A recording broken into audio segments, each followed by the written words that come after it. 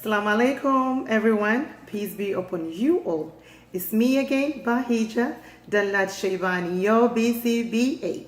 I hope you all are staying safe and healthy. I haven't been feeling so great this week, so I wasn't really prepared for any long lecture. Rather, it was a question that someone asked me, and I decided to do this really short video on that. So the question was, how do you become a BCBA? What are the process of you becoming a BCBA? Okay, so first of all, you need to have an undergrad. It can be in anything, okay?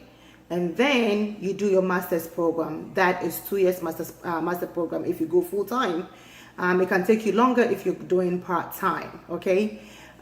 So some school, while you are in undergrad, it allows you to do the 4+1, meaning that you will start your grad coursework in the undergrad, like your final year, you start doing that. So you'll be left with 1 year for graduate school. So it's 4+1. Some of us didn't get that, So we had a bachelor's in whatever that is, and then we did the 2 years in grad school. Because I went full time, so I was able to complete within 2 years. Okay, so first of all, if you're now thinking of doing it, that means you're going to fall into the 5th task list. If you're in it already now, and you are sure to write the exam before 2022, or 2022, then you will be doing the 4th task list. All right. So with the 5th task list, you have to have 315 hours of graduate class. Okay, 315. If you're already in it, that means you're doing the 270, which is the 4th task list. So one thing that I saw that was a little disturbing for me was some schools went ahead to do the 2022 task list, which affected most people who are writing the exams within this year and next year. I saw some postings online that some of the schools made them do the 5th task list, which was really affecting them because the Behavior Analyst Certification Board denied their application. It wasn't approved because it wasn't a requirement for them. The required task list was supposed to be the one they were supposed to follow, but the university made them do ahead, and now they are having problems. So make sure when you're in grad school, first thing I would say, okay, so once you apply to whatever school, you did your research and you finally saw, okay, this is the school I want to go to, okay? And then you send in your application. Some of them require GRE, some of them do not require GRE. You just have to have a good grade from your bachelor's, and then you apply, and then if you get through and you're accepted, once you know you're accepted and you have your finances and everything ready to go, the next thing I would want you to do is make sure you go to the BACB.com, the Behavior Analyst Certification website. Okay, so it's BACB.com, and make sure you create an account. Okay, so once you create that account, you are sure to have any updates, any information that the board has, you will be getting it too as well. So you will not be lacking. You will not be the last person to hear that in class or in at work. I wasn't fortunate to know about that, so I got to know later in the class, in coursework, that I needed to get that account. So I did that anyways, and everything was fine. So make sure you have that, okay?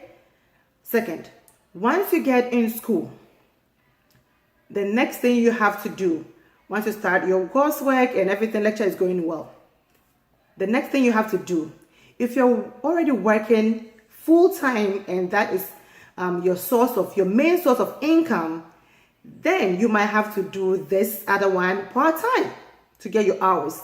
Okay, so after the 315 hours of classwork that you need, you also need 2,000 hours of supervision work. Okay, we call it the field work, which is 2,000 hours. Okay, so that one you have to get it through agencies who are doing ABA, practicing ABA, and they have qualified BCBAs who can actually supervise you. So make sure the BCBA is what accredited. She has the credential to supervise you, not just any BCBA, but a BCBA who can actually supervise you and for you to accumulate your hours, and she can sign on your hours. Okay, so before, the hours were accumulated every other week. So every 2 weeks you have the form that you send to her, and then you fill it out, and everything goes in. She sign in, you sign in, and you put it away. Okay, but this time it's every month that you do that. Every month you collect your hours.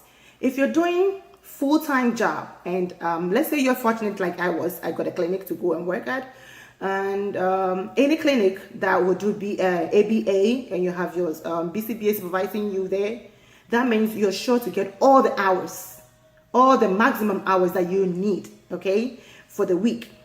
So, and I think it's now 120 for the month, or 130, I'm not too sure. So make sure everything I say, you go on the BACB website to verify. That should be your friend. The board website should be your friend. Go on there and get all your requirements, because they are the hardest people to get on phone. Okay, get on there and figure a way out. Get all the information you need from the website. Okay, pretty much they have everything, unless you really have to call somebody, then you have to do that. And they are on the mountain time. Okay, so be careful where you are. You're calling them at the right time and not calling them when they are asleep. Okay, I didn't know before, and I went through that hassle too. Do that, and so you have your 315 because you're going to fall, in 2022. 315 coursework, 2,000 hours of field work, meaning that you're working with a client and you're doing everything with ABA principles, evidence-based. Okay, so we have the direct hours and the indirect hours. The direct hours is when you have with the clients, okay, and then the indirect hours is the things that you do outside the clients when the client is not around. Data inputs, graphing, reading articles, doing research work. Those things are all comes under the indirect hours. Okay, so make sure that your supervisor is giving you all these things you're doing. And I'll tell you one thing, make sure also that you have a very, very ethical supervisor who can actually show you the right things to do, the do's and don'ts, okay? They're on the websites anyway, but make sure that you have a good school that you're going to be attending, and they're doing things right. Your supervision should be done properly. Make sure once you are getting your hours, don't just do the the bare minimum. Just make sure that you're doing it and doing it right. Working with the clients hands-on, asking questions, doing your assignments, helping and asking people to help you out. Those who can help you, as you can get a mentor either at work or in school, any of your teachers in school. I mean, your teachers should be your friends as well, so you can openly go to them and ask questions and emails, and your supervisor should, I wouldn't say should be your friend, but should be somebody that you can openly talk to and ask questions and ask for help anytime you need it. Okay, and I think pretty much that is what you can do. And once you finish your accumulating all your hours and you're ready, make sure that when you're in school you start studying while you are accumulating your hours. Don't wait and do things after. Okay, I learned the hard way, okay, because I really didn't know much about how to do things, so I was learning as I was going. But I'll tell you, I'll advise you that as soon as you get in school, start studying for the exams. Study every semester like you're writing the exams, so you know everything. the applications, the foundational knowledge, everything. Make sure you have it hands-on, and by the time you're accumulating your hours, you are like good to go to write the exams. So after that, you have to send the board the verification letter. That's the final form of you sign, your supervisor sign, and then you send it with your transcripts, sealed and signed transcripts, your application money, and the last form. So you send it, but make sure, okay, that all the papers that you have been accumulating over the years or the year for the supervision hours, you keep them intact, tight, because guess what? Sometimes they can just audit you. The BACB can tell you that they want proof that you actually did the work, and they want to see the forms that you are filling every month that shows that you actually did your 2,000 hours. I was lucky I didn't go through, but I had a supervisor who was audited, and it was crap for her. Sorry, my language.